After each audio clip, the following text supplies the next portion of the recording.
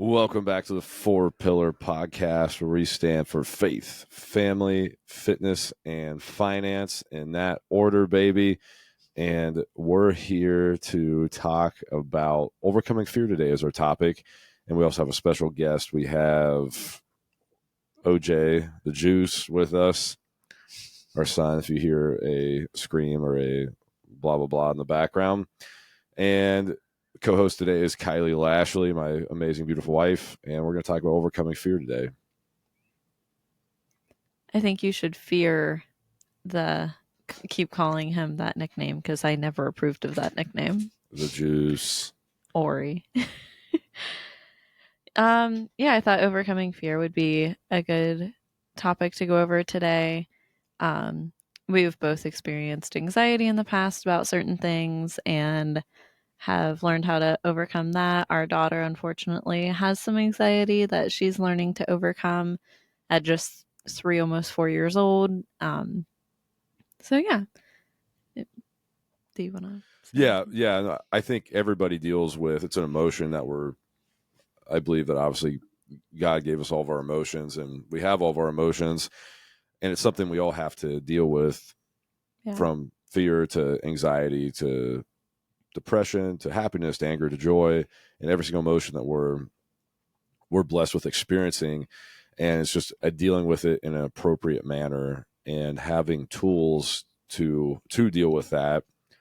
I think one of the biggest things that I have learned as I've gotten older and dealt with things is having tools to deal with things, having tools to deal with circumstances.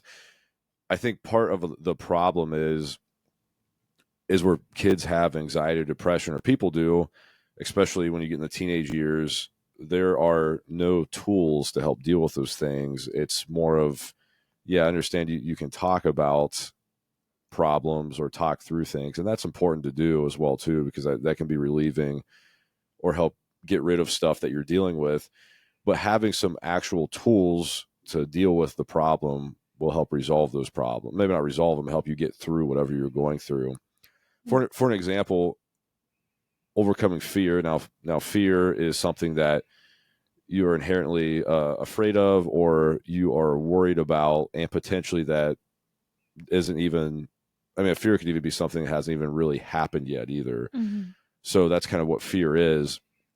And just for an example, like obviously I've struggled with anxiety really bad when I was a teenager into college years, kind of around there, and a little bit into my adult life. And it's gotten much better because I've done a lot of things to help.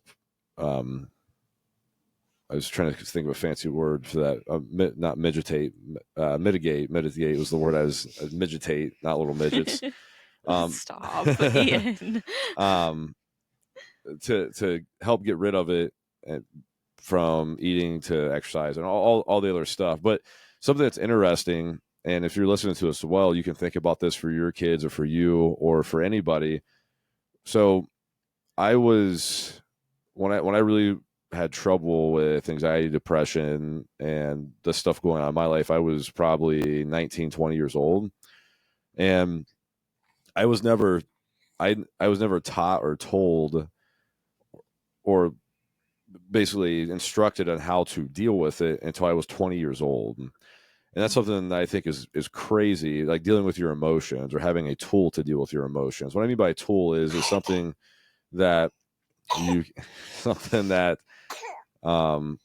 can take, and from breathing techniques to whatever that thing is, and help you deal with the circumstance that's going on. And so it's crazy that potentially there are people right now that are 40 years old, right, that have never been taught how to deal with an emotion. And so I was 20 years old, and I was seeing a therapist or a person helping me with some stuff. And she taught me a breathing technique to, when you're feeling anxious or you're struggling in that moment or whatever, here's a breathing technique that you can use to do that. And that's an example of a tool. And it's crazy is that I was never taught to really actually handle my emotions like that until I was 20 years old. And that's pretty impactful if you think about it.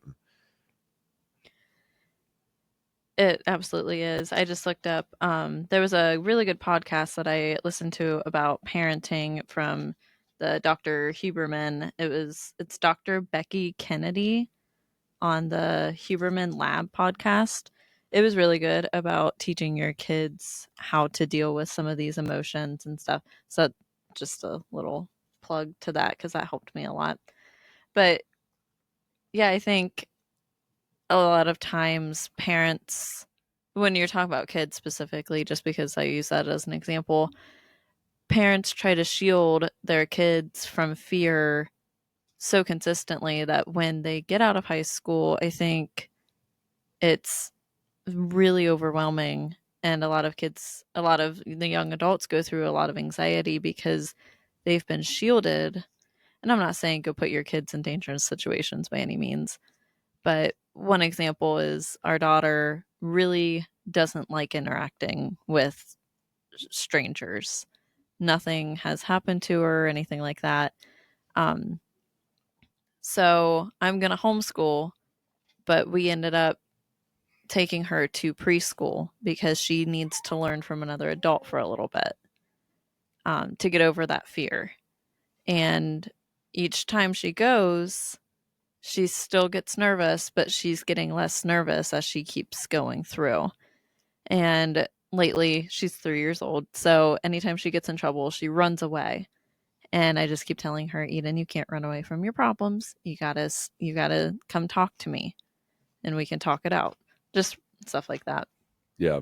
There is a couple verses I picked out from the Bible that talks about fear, and then there's a Bible story. So I'll read them just real quick. 2 Timothy 1:7 says, "For God has given us a spirit not of fear, but of power and love and self-control," which I think is a really beautiful picture of how to overcome fear. And then Joshua 1:9, "Have I not commanded you, be strong and courageous, do not be frightened, and do not be dismayed, for the Lord your God is with you wherever you go." And then as we were kind of coming up with this subject, I thought of the story of Jonah and the whale.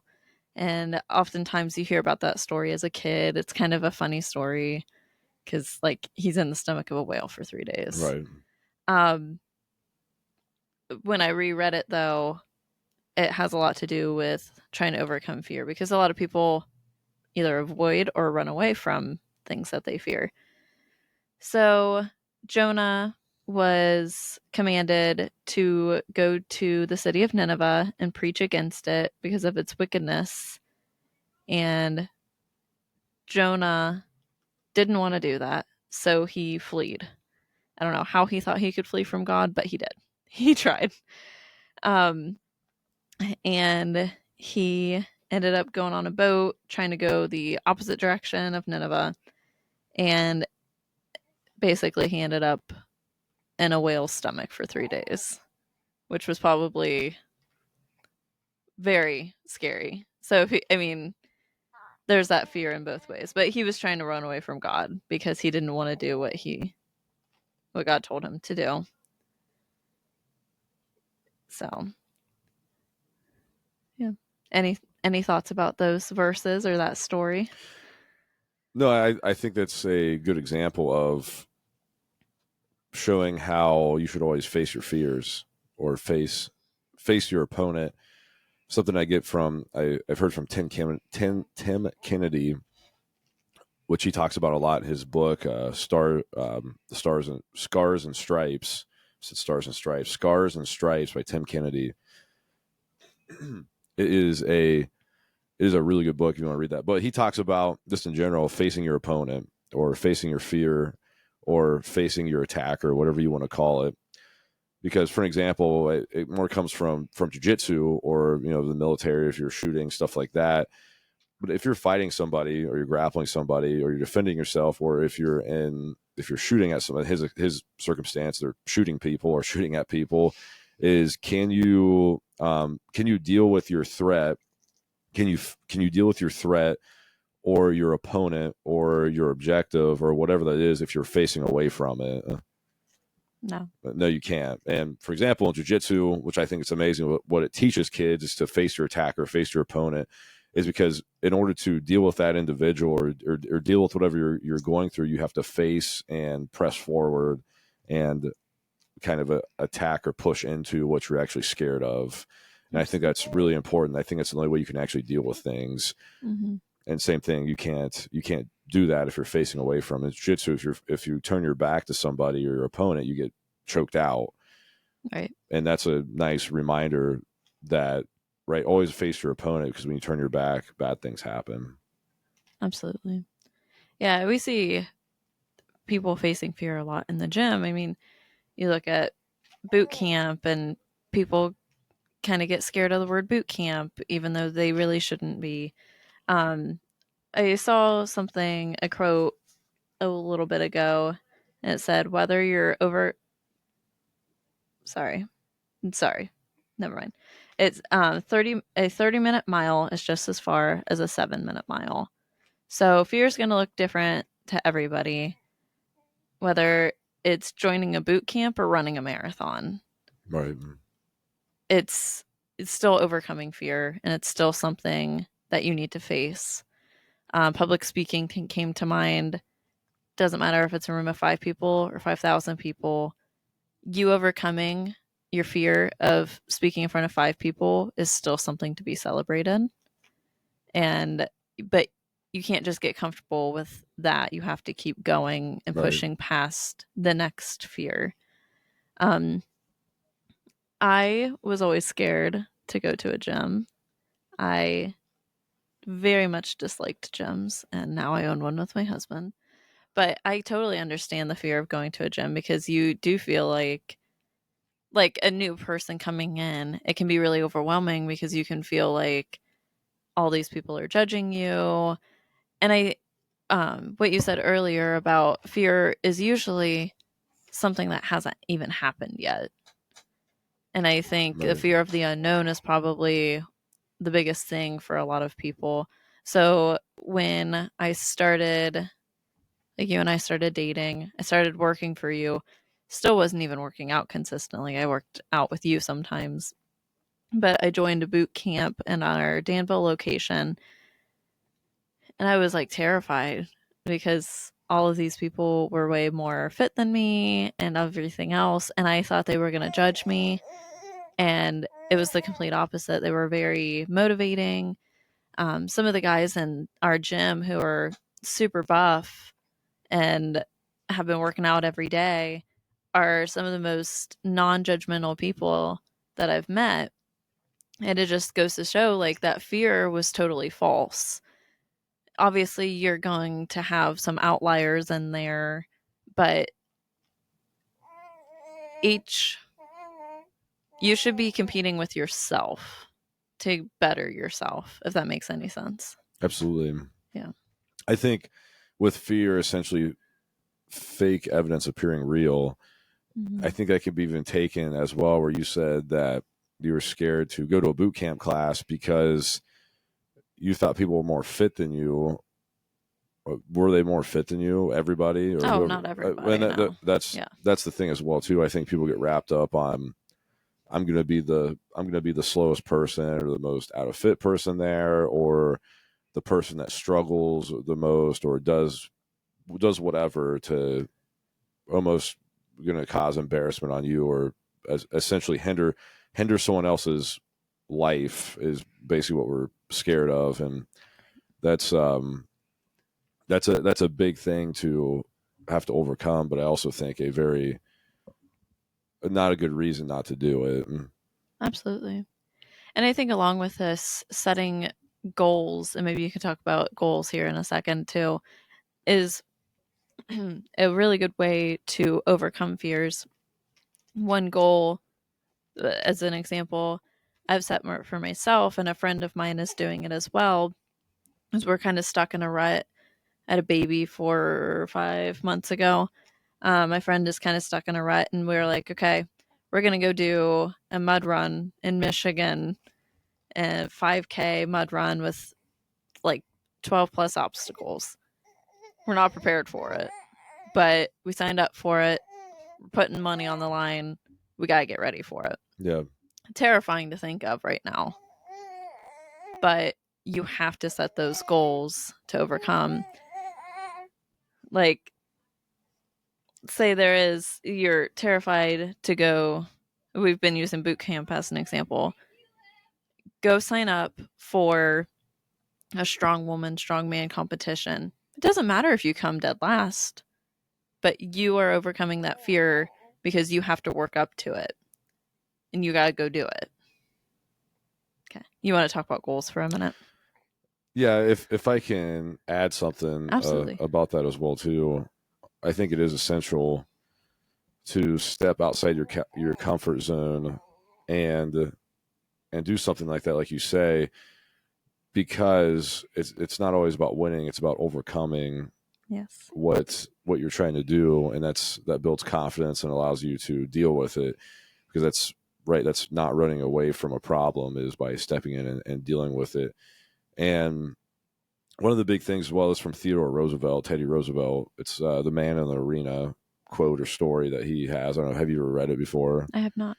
I used to have it hanging up in the gym. I'll have to maybe re-get one and put it up because I think it's a pretty powerful thing. But it says, "It is not the critic who counts, not the man who points out how strong man stumbles, or where the doer of deeds could have done them better. The credit belongs to the man who is actually in the arena, whose face is marred by dust and sweat and blood, who strives valiantly, who errs, who comes short again and again, and who spends himself in a worthy cause, who at best knows in the end the triumph of high achievement, and who at the worst, if he fails, at least fails while daring greatly, so that his place shall never be with those cold and timid souls who neither know victory nor defeat." That was really good. Man in the Arena.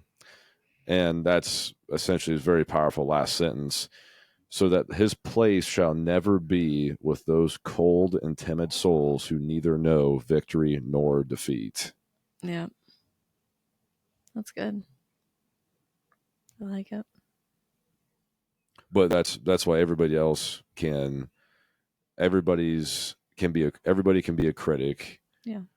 But not everybody can be in the arena. And your arena could be going to the gym or starting a new meal plan or whatever insert your fear is. Starting a business. Starting a business. Yeah. What I think a lot of people live in fear of going outside of the norm. I was told growing up, I was cautioned growing up not to marry somebody that you work with. Yeah. And now we own a business together. So it's okay to go outside of the norm to live out your dreams. Yeah, go ahead. Sorry. I don't know where I was going with that. No, you're fine.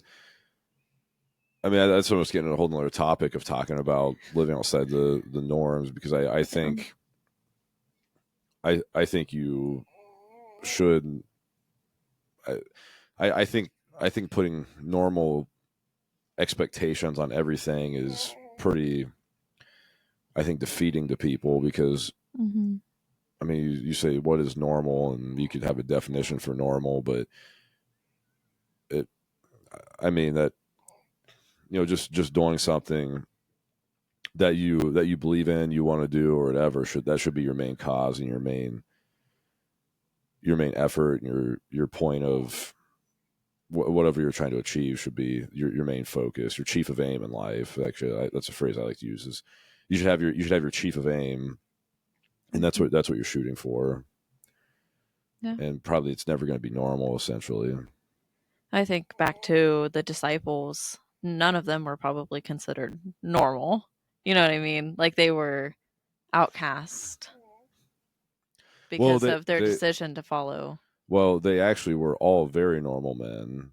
They were very normal men, right? Which makes the story of Christ even more significant, because he took fishermen that tax collector. tax collectors, people that people didn't like, people that didn't have any social skills, maybe just had basic laboring abilities, and he made them into, well, I made you from a fisher of fish to a fisher of men. I'm having some brain fog. Do you remember who was the best teacher but the worst um Best speaker, but the worst speaker but the most knowledgeable in the well, Bible? Moses was a big one where Moses, I mean, he even, right, I believe it's Moses, not Abraham. It was Moses that like basically questions God why he's being asked to serve and speak and lead people, because he said he's not worthy and is slow for speech. And it was Moses, slow for speech and all that stuff. And, you know, Yeah. and that's why God actually chose him. Paul. Well, Moses from the Old Testament Well, okay. Yeah. is another one. Yeah. Yeah. Okay. Anyway, yeah, I just bringing it back to the faith aspect of it. I think we are called to live outside of the normal. I mean, I'm sure that was a huge fear. If you're not a good public speaker and you're being called to spread the word, that can be pretty fearful. Oh, absolutely. Um, you have to overcome it though. I've felt called to pray for strangers before. There was one time in particular I was terrified because I didn't even know if this person was a Christian, but they were going through a really hard time.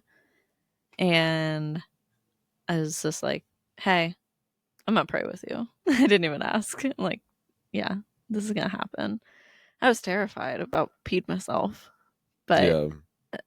it was very encouraging to that person. And that person reminded me of it a couple months later, and she thanked me for it. And yeah, I mean, it can be really terrifying, but especially if you feel the tugging, you know the Bible, because the Bible is the word of God, you have to listen, Right. even if you're scared. Oh, absolutely. Yeah. Well, just even in studying I was done, I mean, we're going to be called to face obstacles, and we're going to have tribulation. It's going to be hard. Yep. And he even tells us that in the Bible as well. People ask, why do bad stuff happen to us or to good people, whatever, because he tells us it's going to. Yeah. That's part of like getting into another thing as well too. That brings into why we have faith, Right. as well. We also can't let happiness become an idol, because I think a lot of times we're chasing happiness and not overcoming fear, when our own happiness can become our idol. And I think that can lead to a life of destruction. And we have lots of examples of it in the Bible and even in today's day and age. Oh, he's getting upset. Yeah. I, that's a very good point. I think the other thing as well, when we start talking about overcoming fear, dealing with fear, I think that also, I mean, I think you almost have to have faith, or if you're not a Christian, and I guess I don't know, whatever you have faith in or whatever. But I mean, bringing it back, if you start talking about tools, like what's in your tool belt that you're wearing, that you're going to deal with anxiety, fear, whatever that is, depression. Faith is huge, because one of the quotes I like to use is pray your your life. I'm trying to make sure I say this correctly. Pray like your life depends on God, and work like it all depends on you. Yeah. Roughly, I think I'm saying that correctly, but That sounded right. but excuse me. But by saying that, you're letting go of a lot of the issues there, because there's only so much you can control. You control what you can control. Usually there's something like you can always have control of what your response or your reaction or your decision is to do if something happens to you or whatever you're dealing with, or the fear. But then at some point that's probably going to be out of your control as well too, and that's where faith comes in. And that's I believe a tool that you could have in your tool belt is, how do you deal with that as well? Have faith. Well, how do you have faith? Well, by hearing the word of God and then praying, Right. is where you can draw faith from. Yeah. So, and using that as a tool is, I think, essential as well for one of your things you can do. Absolutely. Any closing thoughts?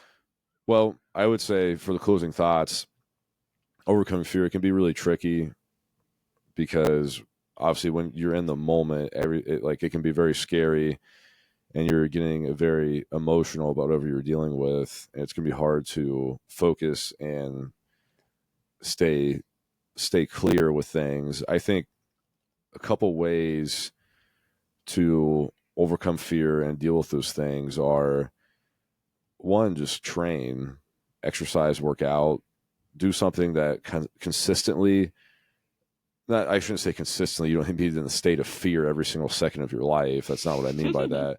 But do stuff or train things on a regular basis or often that makes you deal with fear. For an example, the jiu-jitsu, I'm just going to use for jiu-jitsu, for example, put in a lot of uncomfortable positions in jiu-jitsu and you get tired or you hurt, it's hard to breathe, right? You get uncomfortable and you have to deal with that. And I think by training, it allows you to be more, know how to more readily deal with your emotions and breathing and things like that when you do have a circumstance that is actually true fear that you get hit with in life. Mm-hmm. So that's one thing I would say to do is train, do stuff that makes you scared and that helps you work through it. So when you do get hit with hard stuff, it's easier for you to deal with it. And the next thing is work on your tools, work on your tool belt. There's breathing techniques. There's obviously there's prayer. A lot of it's going to be breathing, breathing, journaling, stuff like that helps you reset your mindset. And obviously our bodies are still biological, so there's things that we can do to set a rhythm of our breathing or whatever that helps slow down our heart rate, refocus us, rebring oxygen back into our brain, and do those things. That's essential as well too, or can be, to help you get through those hard things. And the third thing, the last thing to overcome fear is, I think fear, but you have to have the correct mindset and how to deal with things. But then the last thing as well too, your overall health can depict how you're going to respond and deal with things. What I mean by that, if you're really unhealthy or you're really out of shape or whatever that thing is, that you're probably more likely to deal with things in a negative manner because you have a negative connotation for your ability to handle yourself and your energy and all. And there's a bunch of things that go with that. Mm-hmm. So number 3 is get healthy and address nutrient and exercising, all the other stuff, micronutrients with that. And those 3 things I think is how you overcome fear, in my opinion, to help people be successful. If I had to summarize this whole entire podcast, hey, how do you overcome fear? If you're listening, that's what I have done. That's just worked for me, and that's what I would recommend other people do. You gotta challenge yourself. I think one of our next podcasts should be about setting goals, because that goes along with this, but it could be a whole nother podcast. Yeah. So yeah, I think you summed it up pretty well. So thanks for listening today. If you enjoyed this, please share it, give us a like, follow us. And I hope and pray and that whoever is listening, if you are dealing with that you will get through it, and you can get through it, and it is possible. So besides that, have a blessed day. And if you believe it, you can achieve it. And we'll see you in the gym soon. Thanks for listening to the 4 Pillar Podcast.